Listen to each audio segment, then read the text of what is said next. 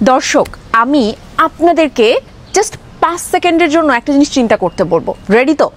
Just আপনারা এবং প্রযোজক পরিচালক সবাইকেই বলছি যে একটু চিন্তা করুন যে তাণ্ডব শাকিব খান ছাড়া তাহলে আসলে কি হতো, কি ম্যাসিভ ক্রিয়েট হতো, কি রেকর্ডের উপর রেকর্ড করতো, সব কিছু একটু চিন্তা করুন তো।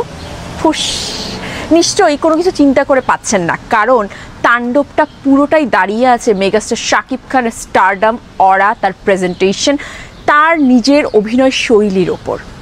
রাইট? তো এই জায়গা থেকে এত দাম্ভিকতা কোথা থেকে আসে? তো যাই হোক, আসলে আপনি যে কাজটা করবেন সেটার কিন্তু একটা ভালো সাইড থাকবে, একটা নেগেটিভ সাইড মানুষ বের করবেই।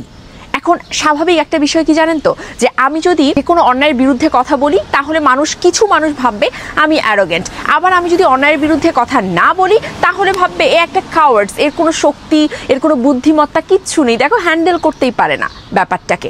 তো এই যে পুরো বিষয়টা মানুষ আপনাকে জাজ করবেই, সেখানে পরিচালক সাহেব একটা সিনেমা গোটা বানিয়ে ফেললেন, সেখানে নানান রকম খুঁত, নানান রকম ল্যাকিংস তো থাকবেই, সেটা নিয়ে কথা বলবে না দর্শক? সেটাকেই না আপনি আবার সুন্দরভাবে নেবেন, মডিফাই করবেন, নেক্সট মুভিতে আরো বেটার কিছু করবেন।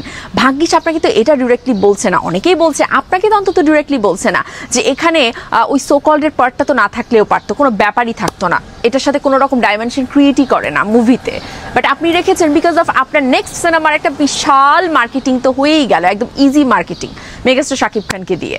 এছাড়া আরেকটা ক্যারেক্টার হয়তো পরবর্তীর জন্য আপনাদের প্রোডাকশন হাউস রেডি করছে, কারণ তারা তো বরাবরই চায়, মন থেকে চায় যে শাকিব খানের এই দৌরাত্ম্য আসলে বন্ধ করা উচিত। শাকিব খান কেন একাই সবকিছু করবে, তাকে কেন এত এত কোটি কোটি টাকা আমরা দেব, কমেই তো আমরা করে নিতে পারি, সেরকম একজনকে শাকিব খানকে দিয়েই তৈরি করে নেই।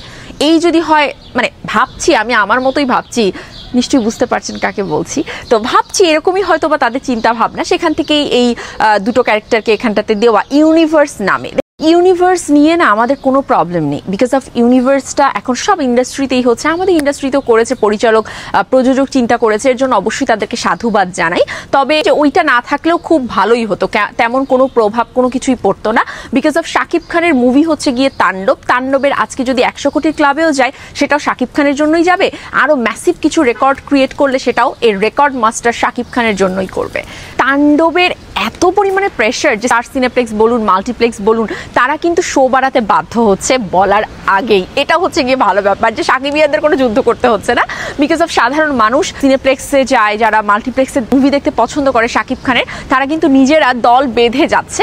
সো তাণ্ডবের এই অসাধারণ রেসপন্স, মেগাস্টার শাকিব খানকে তারা দেখতে যাচ্ছে, খুদে থেকে শুরু করে বড়রা, তাদের মুখে শুধুমাত্র মেগাস্টার শাকিব খান শুনলেই শান্তি লাগছে।